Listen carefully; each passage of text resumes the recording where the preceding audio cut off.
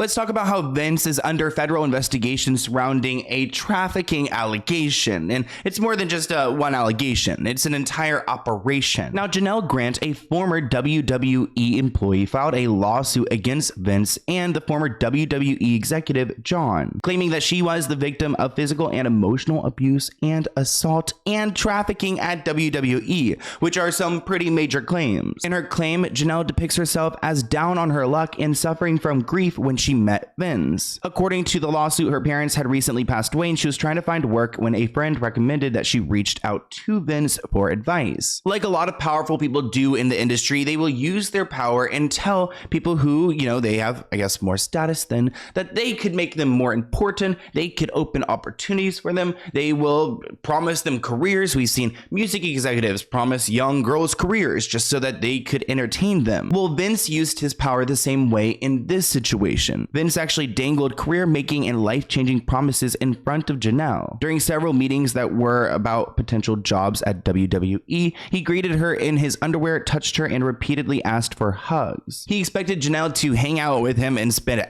hours just talking about personal life, which she could care less about. Vince actually warned Janelle to keep their closeness a secret so that they didn't have any rumors going around in the public, because Vince is actually married. But in their first meeting, Vince allegedly shared intimate details about his life, including current family dynamics, including his separation from his wife that he had been going through, his traumatic childhood, and growing up in poverty. He told Janelle, who was vulnerable at this time, that he didn't just want to give her a job. He wanted to give her a new life, and he was making some pretty big promises. Here's a snippet from a legal document. When Vince pushed Janelle for a physical relationship in return for a long-promised employment at WWE, she felt trapped in an impossible situation, submitting to Vince's sexual demands or facing ruin. Janelle feared that she had everything to lose and faced negative consequences no matter what happened. After Janelle succumbed to his wishes, she was hired as an administrator coordinator. She began working for him in 2019, so honestly not even that long ago.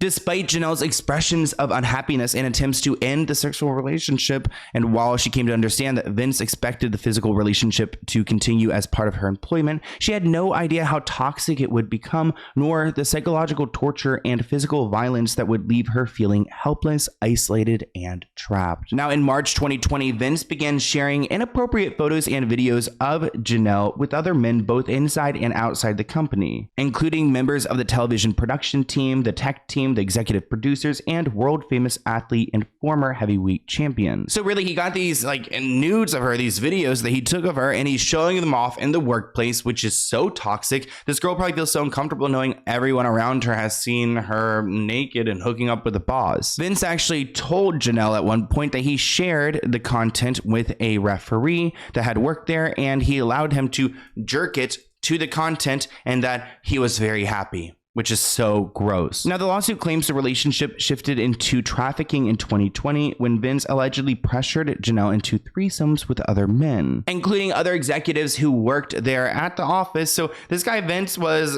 kind of a creep. I mean, he wanted to hook up with the bosses, his employees. He's just all around gross. At one point, Vince was actually instructing Janelle to go to these other executives' offices at the beginning of the workday to go and please them and then go about her normal date. So really, she was just responsible for being his property, almost. Like, he treated her like that, and the rest of the companies. He expected her to engage in sexual activity at their headquarters even during working hours. The lawsuit also claims that Vince used Janelle as a sexual pawn to entice an unnamed WWE wrestler. In December 2021, Vince gave Janelle's personal cell phone number to a WWE superstar and promised that she'll do anything requested of her. In the days followed, WWE superstar revealed a fetish to Janelle and tested Vince's promise that Janelle would do anything, with a request that she send a video of herself peeing, and Janelle said that she obeyed to avoid further interactions with this man. Now, this other executive, John, he was just as bad to Janelle. He would actually call her into his office, lock the door, unzip his pants, and instruct her to perform on him. But Vince was really the ringleader here. I mean, he really messed with her mind as well, calling her her baby, calling her his love, calling her a B word, telling her that she's nothing, just completely degrading her. Here's a snippet from the lawsuit that Vince also subjected Janelle to acts of extreme cruelty and degradation that caused Janelle to dissociate or become numb to reality in order to survive the horrific encounters. Trigger warning, guys. I mean, this whole video needs a trigger warning, but at one point during a threesome, Vince commanded her to continue pleasuring his friend with feces in her hair and running down her back, while Vince went to the bathroom to shower off. Upon his return from the bathroom, Vince and his friend actively resumed the three-way, which lasted over an hour and a half, while Janelle remained covered in Vince's filth. When Vince's friend left, Vince ordered her to stay and to continue to please him. In 2021, Vince and John harmed Janelle inside of John's office at the WWE headquarters while colleagues were busy at their desks. Behind a locked door, the two men cornered her and pulled her in between them, forcibly touched her before ultimately putting her on top of the table between them. She begged them to stop, but they forced herself on her, each taking turns restraining her for each other while she was saying no. And they were saying no means yes and to take it, B word. Wow, this is horrific. Here's a text message that Vince sent to Janelle, writing, "I love it. That's you, Janelle. You just can't get enough, can you? In the future, it's going to be so bad that you'll demand to be effed twice a day and not just with a three-way. Why not let others see the beautiful, voluptuous body and watch you shake uncontrollably when you finish? They will go out of their minds. Then I'll find more friends and will tie you up. You're so helpless. I'll direct them to have their way any way they want. Who can make you scream the loudest? Maybe this guy's a sicko. Maybe I'll just line them up and have them squirt in your mouth, your body parts." Okay, this is inappropriate. So really, he's completely objectifying her, fetishizing her, and she hates every moment of it. I mean, he's just like using her as a little toy. I can't even really read some of these other text messages that we have because they are so inappropriate. Talking about just multiple men harming her and doing things to her. And honestly, I'm like getting lightheaded just reading them because they're just so gross. I can't imagine being in her position. I would be frightened for my life. Now, in January 2022, Vince told Janelle that his wife had found out about their relationship, purportedly to avoid divorce, negative publicity, and other repercussions. Vince said that Janelle's time at WWE was at an end, and he wanted her to sign an NDA. In the days ahead, Vince put Janelle under immense pressure to sign, saying that refusing would not only jeopardize Vince and his family and the company, but she would surely become a public headline. Ultimately, Janelle succumbed to the pressure and signed the NDA in exchange for payments, in which Vince stopped making. So NDA's up. So now that Janelle has been able to tell her story, Vince and WWE have to explain themselves. But it's not Vince's first time getting into trouble. In 1992, Rita Chatterton, the first female referee in the company, accused Vince of R-wording her. Though he has denied the allegation, he had reached a settlement with her last year. The lawsuit raises questions about Vince's behavior as well as management at WWE. I mean, do we want the entire company to fall because of him and his creepy friend John? In 2022, Vince stepped back as CEO at WWE while the company investigated him for alleged misconduct. There were claims that he paid hush money to a worker whom he had allegedly had an affair with.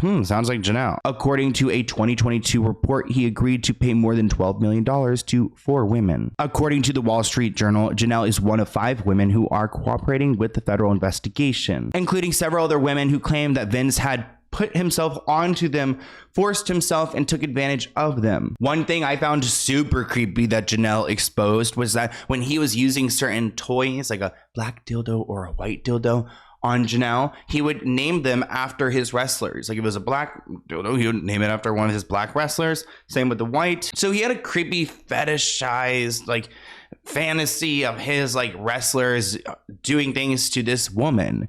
And he has a weird relationship with these wrestlers in general. At one point, he got into trouble because of steroid use. You guys know these are big, bulky wrestling guys, which takes a lot of work to get that humanly big. I mean, it takes a lot, including sometimes enhancements like steroids.